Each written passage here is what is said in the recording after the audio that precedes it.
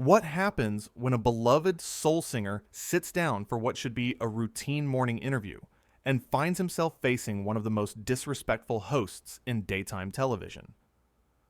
It only took 37 seconds for Savannah Guthrie to destroy her own reputation with a single comment that crossed every line imaginable. Teddy Swims walked onto the Today Show set that morning with nothing but good intentions. He was there to talk about his new album, his tour, and connect with fans who had supported him through his incredible journey from YouTube covers to sold-out arenas. He smiled, waved to the audience, and settled into the couch next to Savannah Guthrie, completely unaware that he was about to experience the most uncomfortable interview of his career. The studio lights were bright. The audience was excited. Al Roker stood off to the side near his weather station.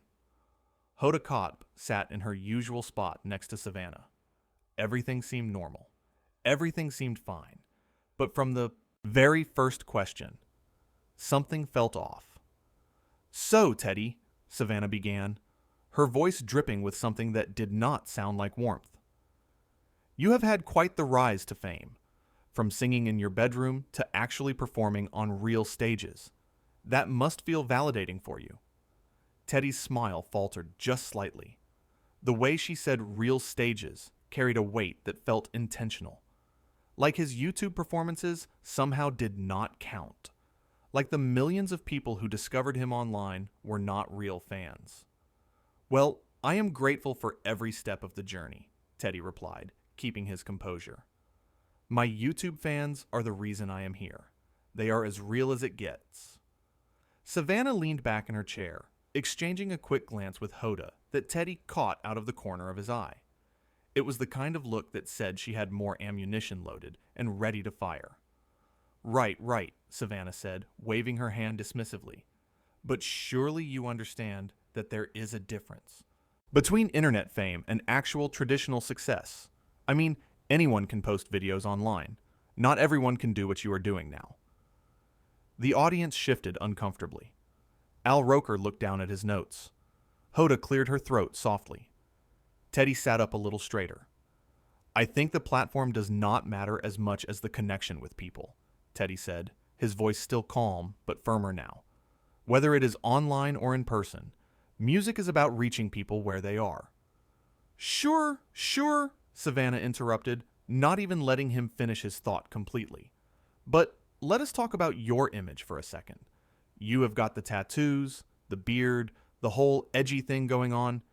Is that authentic or is that calculated? Because we have seen a lot of artists manufacture a persona for marketability." The question landed like a slap. Hoda's eyes widened. Even the camera operators seemed to tense up. This was not a normal interview question. This was personal. This was an attack. Teddy took a deep breath. He could feel the heat rising in his chest, but he tried to stay professional. "I have looked like this since before I ever thought about a music career. This is who I am. I am not manufacturing anything." Okay, Savannah said, putting her hands up in mock surrender. "I am just saying what people are thinking. You have to admit, the whole tough guy with a soft voice thing is a bit of a gimmick, right?" That was it. That was the line. Teddy's jaw tightened. The audience gasped quietly. Al Roker actually took a step forward as if he might need to intervene. Hoda put her hand on Savannah's arm, a gentle warning that went completely ignored. "A gimmick?" Teddy repeated, his voice low and controlled. "You think my appearance is a gimmick?" "Well, I am just asking the questions that I think viewers want answered," Savannah said with a shrug, as if she had not just insulted him to his face on national television. "It is my job to push back a little, to get to the truth." "The truth?" Teddy leaned forward now, his elbows on his knees. "The truth is, I came here to talk about my music, to share something positive with people, and you have spent the last few minutes trying to tear me down for no reason." Savannah laughed. She actually laughed. It was not a friendly laugh. It was the kind of laugh that made everything worse. "Oh, come on. Do not be so sensitive. This is national television. If you cannot handle a few tough questions, Maybe you are not ready for this level. Hoda jumped in quickly, trying to redirect. Teddy, why do not you tell us about the new album? We would love to hear about the creative process. But Savannah was not done. She cut right back in, talking over Hoda like she was not even there. No, I want to understand this. You make these emotional songs about heartbreak and struggle, but you have had pretty significant success now. How do you stay relatable when you are living a lifestyle that most of your fans could never afford? The studio went silent, completely silent. You could hear the air conditioning humming. You could hear someone in the control room breathing into their headset. This was beyond inappropriate. This was cruel. Teddy stared at her for a long moment. He looked at Hoda, who looked mortified. He looked at Al, who shook his head almost imperceptibly. Then he looked back at Savannah, who sat there with this smug expression on her face, like she had just asked the most brilliant question in journalism history. You know what? Teddy said slowly, standing up from the couch. I do not think I need to do this. Oh, here we go, Savannah said, rolling her eyes dramatically. Cannot take the heat, so you are walking out. Very professional. Professional? Teddy's voice rose now, not yelling but firm and clear. You want to talk about professional? You have spent this entire interview belittling me, questioning my authenticity, and now you are trying to make me feel bad for having success? What is professional about that? The audience started murmuring. Some people were nodding in agreement. Others looked shocked that this was happening on live television. Al Roker moved closer to the set, ready to step in if needed. A woman in the third row covered her mouth with her hand. A man near the front shook his head in disbelief. Savannah stood up too, her face flushed. She looked around at the audience, then back at Teddy, her expression hardening. I am doing my job. I am asking the hard questions that need to be asked. If you are too insecure to handle that, then maybe you should stick to YouTube where everyone just tells you how great you are. Hoda stood abruptly, her voice sharp. Savannah, that is enough. No, Hoda, stay out of this, Savannah snapped without even looking at her co-host. This is between me and him. There is no between you and me, Teddy said, his voice steady despite the chaos. You made this personal from the start. You decided before I even sat down that you were going to make me uncomfortable? Why? What did I ever do to you? Savannah laughed again, that same cruel laugh. You did not do anything to me, but someone needs to keep people like you humble. Someone needs to remind you that fame can disappear just as fast as it came. People like me? Teddy repeated, his voice rising slightly. What does that mean? People who worked hard? People who came from nothing? People who did not have everything handed to them? The audience was fully invested now. Some people were literally on the edge of their seats. One woman was recording everything on her phone, her hand trembling slightly. The tension in the room was suffocating. You know exactly what I mean, Savannah said, crossing her arms defensively. You are not special. You are just another singer who got lucky on social media. Al Roker stepped forward now, his voice booming across the studio. Savannah, stop. Right now. This has gone too far. Oh, so now you are against me too, Al? Savannah turned on him, her voice dripping with venom. Of course you are. Everyone always takes the side of the guest. Nobody ever stands up for the host who has to deal with entitled celebrities day after day. Entitled? Teddy's voice cracked with genuine hurt. I walked in here grateful. I walked in here excited.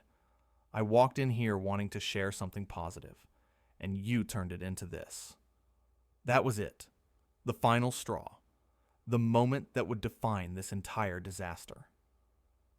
Teddy stood completely still for a moment, staring at Savannah with an expression that was equal parts disappointment and disbelief.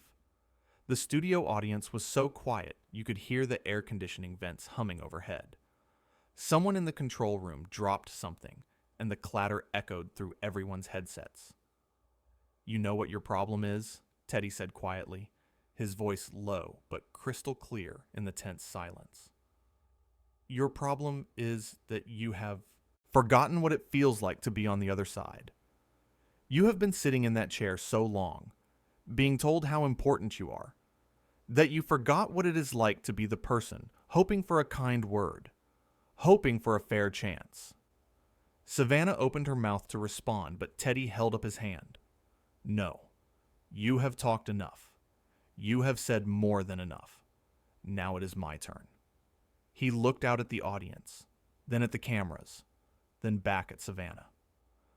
I have met a lot of people in this industry. Some kind, some not so kind. But I have never met someone who seems to enjoy making others feel small as much as you do right now. And the sad thing is, I do not think you even realize what you are doing. Do not psychoanalyze me, Savannah hissed. You do not know me. You are right. I do not know you. But everyone watching this knows exactly what they are seeing. They are seeing someone who has let power go to her head. Someone who thinks being on television gives her the right to treat people however she wants. Hoda tried again to intervene, her voice pleading. Please, both of you, let us just take a moment. There is no moment to take, Hoda, Teddy said, softer now when addressing her. I appreciate you trying. I really do. But this is not something that can be fixed with a commercial break or a fresh start. This is who she is. This is what she does. You do not know what I do, Savannah shot back. You have been here for 10 minutes. I have been doing this show for years. And that is exactly the problem, Teddy replied. You have been here so long that you think you own the place. You think these chairs, these cameras, these people are all here for you. But they are not. They are here for the guests. They are here for the stories. They are here for connection and humanity. And you just showed everyone that you have lost touch with all of that. A producer appeared at the edge of the set, waving frantically, trying to get Savannah's attention. She ignored him completely, too focused on Teddy, too invested in having the last word. Get out, Savannah said through gritted teeth. Get out of my studio. Your studio? Al Roker said, shaking his head. Savannah, listen to yourself. But she was beyond listening. Her face was red, her hands were shaking, and her professional mask had completely crumbled. I said get out. You are not welcome here.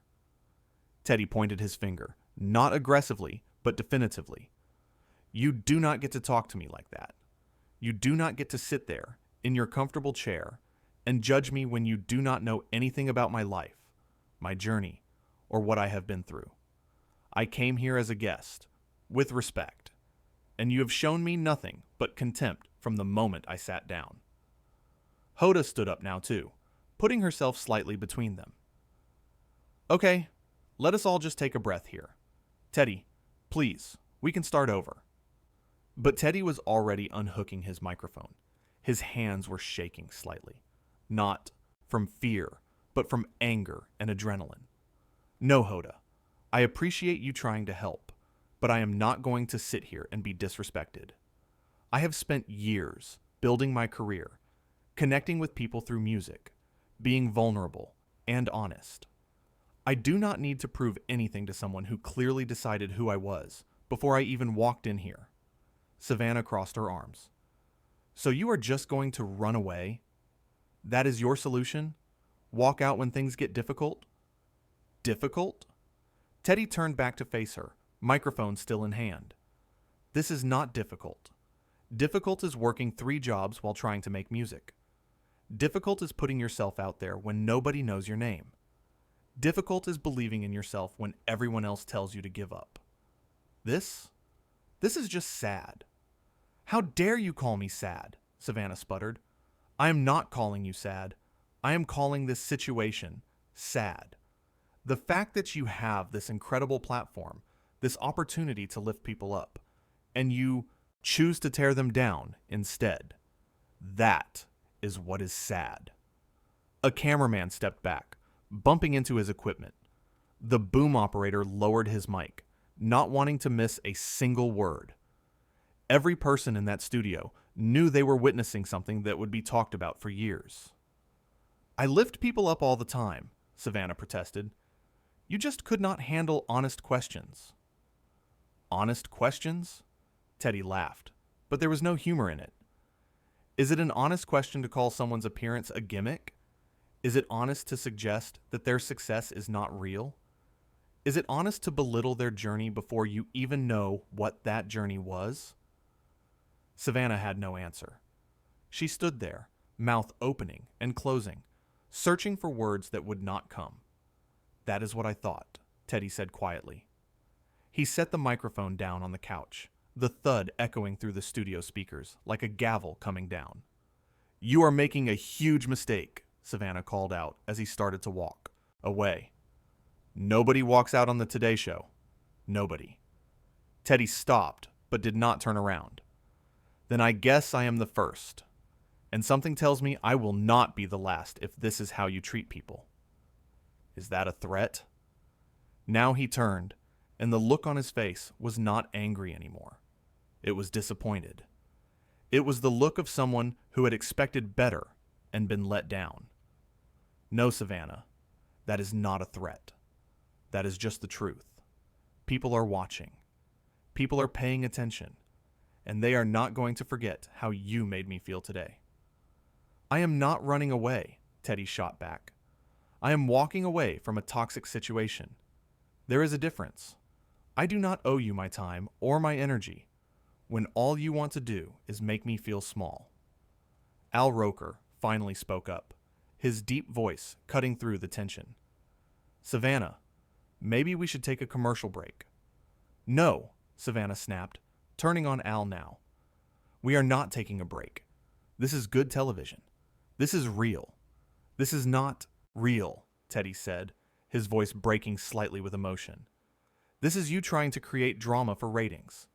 This is you forgetting that I am a human being, not just content for your show." The audience was fully engaged now.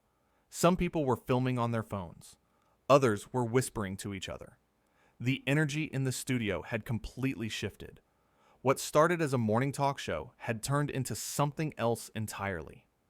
Hoda tried one more time.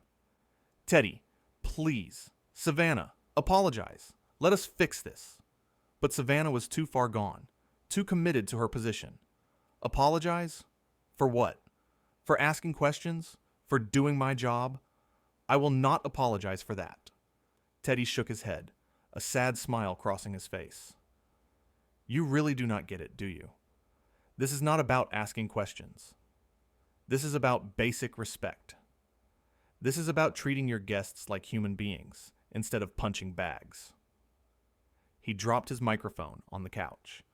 The thud echoed through the studio speakers. Then, he looked directly into the camera, speaking to the audience at home. "To everyone who came here to support me, thank you. I am sorry you had to see this. I hope you understand why I cannot stay." "Oh, please," Savannah scoffed. "Stop playing the victim. You are acting like a child." That comment made even Hoda gasp. Al Roker stepped fully onto the set now, positioning himself near Teddy as if to escort him out safely. The production assistants were frantically talking into their headsets. The director was probably losing his mind in the control room. Teddy turned back to face Savannah one last time. "You know what the saddest part about this is? I actually used to watch this show. I used to think you were someone worth respecting. But you just showed me and everyone watching exactly who you are. And it is not pretty." "Get off my set," Savannah said coldly. "It is not your set," Teddy replied. "It belongs to the network, to the crew, to the viewers. You just sit in the chair. And the way you are acting right now, I do not think you will be sitting there much longer." The audience erupted. Some people clapped. Others gasped. Hoda covered her face with her hands.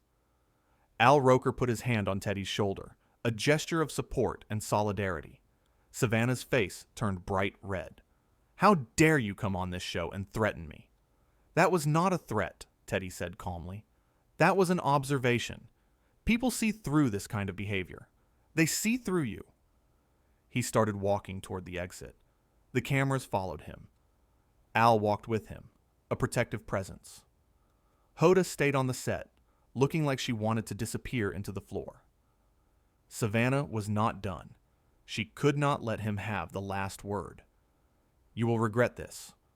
Walking out on the Today Show? Career suicide. Teddy stopped. He turned around one final time. The entire studio held its breath. My career will be fine, he said quietly. I have something you will never understand. I have people who genuinely care about me and my music. Not because I am on television, not because I am famous, but because I am real with them. Can you say the same? Silence. Complete and total silence. Savannah opened her mouth, but nothing came out. She had no response. No comeback. Nothing. Teddy nodded once, then walked out of the studio. The heavy door closed behind him with a definitive thud. Al Roker followed him out, leaving Savannah and Hoda alone on the set with a stunned audience and cameras still rolling. Hoda finally spoke, her voice barely above a whisper. We need to go to commercial. But Savannah stood there, frozen, staring at the door Teddy had just walked through. For the first time in the entire interview, she seemed to realize what had just happened. She had pushed too hard. She had gone too far. And it had all fallen apart spectacularly. The audience started talking amongst themselves, the volume rising. Some people were already posting on social media. The clip would be everywhere within minutes. Everyone would see what happened. Everyone would form their opinions. In the hallway outside the studio, Teddy leaned against the wall, his chest heaving. Al Roker stood next to him, not saying anything, just being there. A production assistant approached cautiously. Mr. Swims, are you okay? Do you need anything? Teddy looked up, his eyes glistening, but his jaw set firm. I just need to get out of here. Absolutely. I will get you to your dressing room. As they walked down the hallway, staff members poked their heads out of offices and doorways. Some gave him thumbs up. Others mouthed, sorry, or good for you. One camera operator actually started a slow clap that a few others joined. Back in the studio, they finally cut to commercial. Savannah sat down heavily in her chair. Hoda turned to her, and for the first time, there was no warmth in her expression. What was that? Hoda asked. What was what?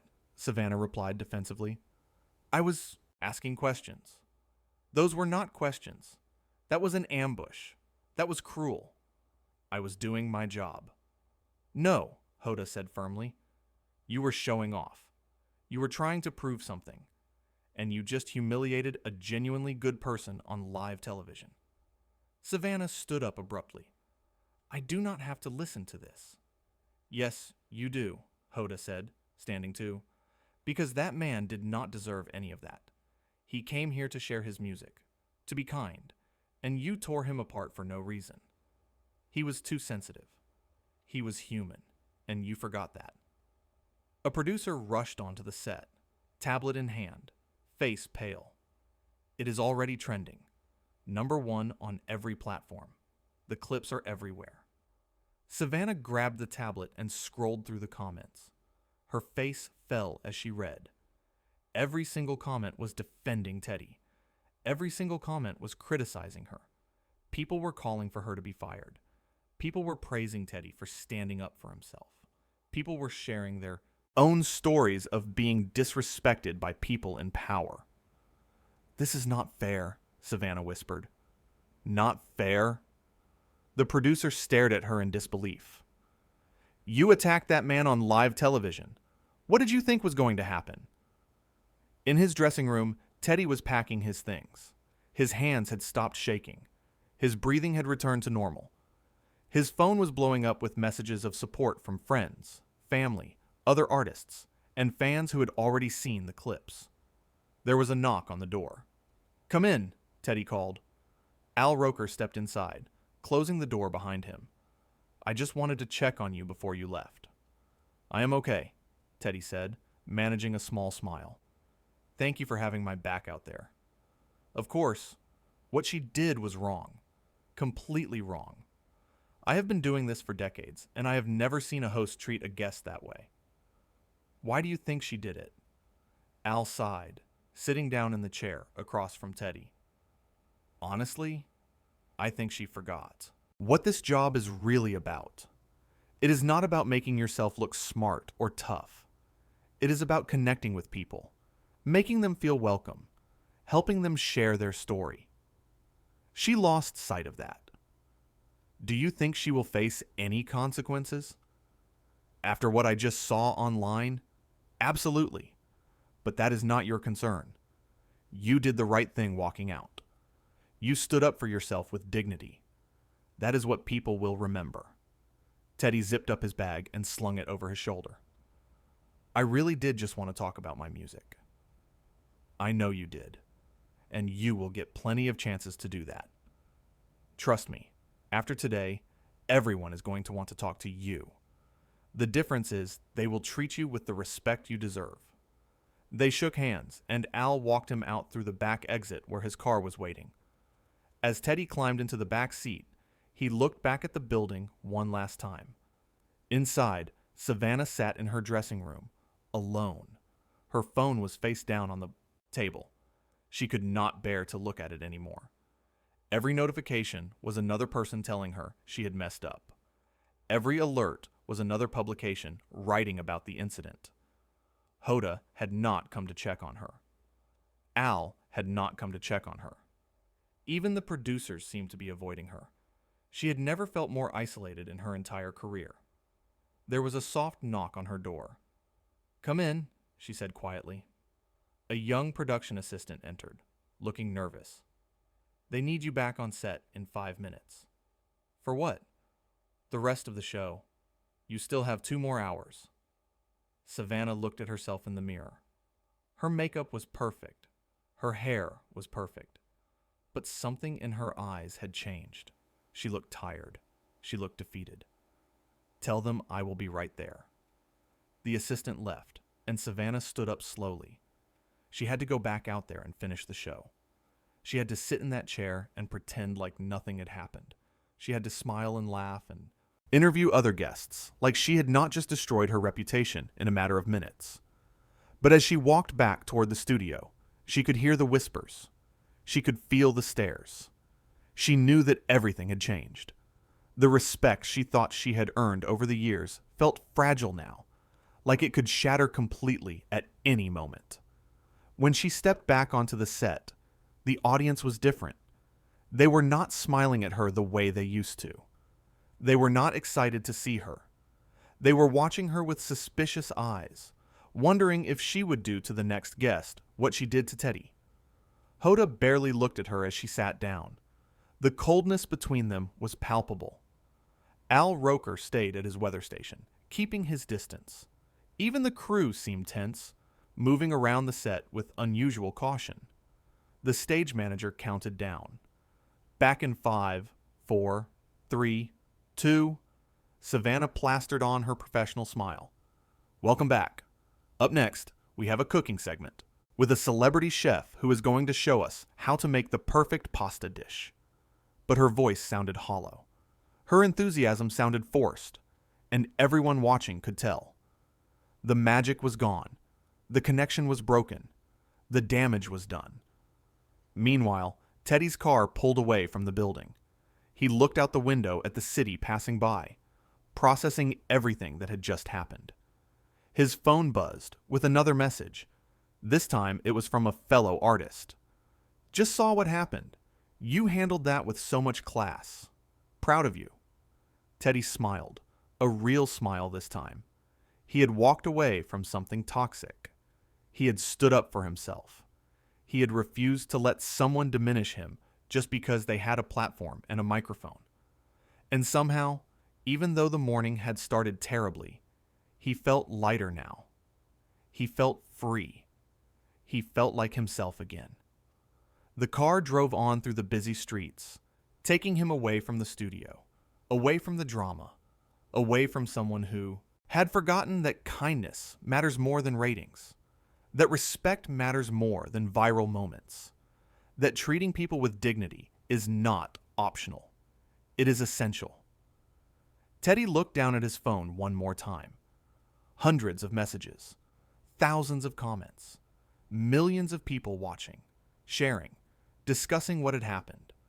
But the ones that mattered most were from his real fans, the ones who had been there from the beginning, the ones who loved him for exactly who he was. He typed out a simple message and posted it. Thank you for the love and support. Always staying true to myself. New music coming soon. Within seconds, the likes and comments poured in. People saying they were proud of him. People saying they would support him no matter what. People saying he deserved better. And he did. He knew he did. Back at the studio, Savannah finished the show on autopilot. She said her goodbyes to the audience, thanked everyone for watching, and smiled until the cameras turned off. Then, the smile disappeared completely. She walked back to her dressing room in silence. No one stopped her. No one congratulated her on the show. No one asked if she was okay. The hallway that was usually filled with chatter and energy felt empty and cold. When she finally closed her dressing room door behind her, she sat down and let out a long breath. Her phone lit up with a notification, a text from the executive producer. We need to talk. My office. Now. Savannah stared at the message, knowing exactly what it meant. This was not going to blow over. This was not going to be forgotten. She had crossed a line, and now she would have to face the consequences. She thought about calling someone, a friend, a family member, anyone who might understand. But what would she even say? How could she explain what had happened? How could she justify the way she had treated Teddy? The truth was, she could not. There was no explanation that made it okay. There was no excuse that would change what happened. She had been cruel, and it had been captured on camera for the world to see. She stood up, straightened her jacket, and walked toward the producer's office. Each step felt heavier than the last. She knew that the conversation waiting for her would not be pleasant. She knew that her words and actions would be dissected and analyzed. She knew that she had no one to blame but herself. And somewhere across the city, Teddy Swims sat in a quiet room, guitar in hand, writing a new song. The melody was soft and soulful. The lyrics were about standing up for yourself, about knowing your worth, about walking away from people who try to make you feel small. He played it through once, then twice, then a third time. It felt right. It felt honest. It felt like exactly what he needed to create in this moment. Because that was the difference between him and Savannah. When faced with adversity, he created. He channeled his emotions into something beautiful, something meaningful, something that would connect with people who had been through similar experiences. And that was why, despite everything that had happened that morning, Teddy knew he would be okay. He had his music. He had his authenticity. He had his self-respect. And no one, no matter how powerful or famous, could take that away from him. The sun was setting now, casting golden light through the windows. Teddy set down his guitar and looked out at the skyline. Tomorrow would bring new opportunities, new interviews, new chances to share his music with the world. But he would never forget this day. He would never forget standing up for himself when it mattered most. He would never forget choosing dignity over desperation, self-respect over people-pleasing, and neither would anyone else who had watched it happen.